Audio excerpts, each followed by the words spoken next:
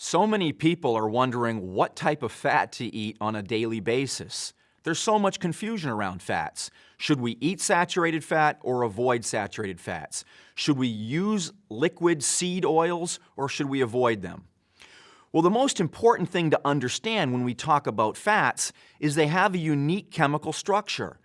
The number of double bonds within a fatty acid really determines how stable that fat's going to be when it's incorporated into, let's say, our phospholipid bilayer that wraps itself around all of our cells, or how that fatty acid is incorporated into our mitochondrial membrane.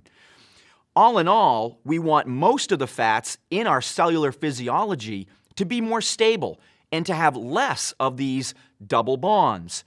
Polyunsaturated fats, unfortunately, have two or more double bonds, whether that's coming from something like canola oil or sunflower seeds, or it's coming from some type of marine fish oil. These double bonds are less stable, so they really react quickly with oxygen. This is really important when we take a look at the mitochondrial membrane, which is constantly being exposed to high levels of oxygen that is a big part of cellular aerobic respiration. Saturated fat, on the other hand, and monounsaturated fats, to a lesser extent, have either no or only one double bond. They're much more stable. So they, A, do not react with oxygen. That makes them less of a contributing population of fats within our cellular physiology to the generation of reactive oxygen species and free radicals. And B, it makes them neutral players in the formation of eicosanoids. Eicosanoids are really important hormones that have a variety of subcategories, such as leukotrienes, prostaglandins, or thromboxanes, which help us either generate inflammation to fight an infection, or it can help us produce more anti-inflammatory molecules. It's important to have polyunsaturated fats in our diets, but in very small amounts, the type that we'd get from nuts or seeds or from having oily fish on a regular basis in our diet.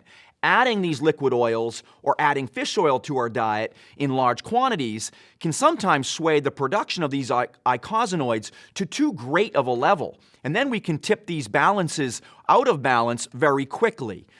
So all in all, when we take a look at the clinical research around saturated fats and monounsaturated fats, it's becoming overwhelmingly clear that those are the type of fats that we want to have the largest amount of in our diet because A, they're stable molecularly and won't contribute to the production of free radicals within the cell, and B, they don't produce too many or not enough of particular hormones which we call eicosanoids.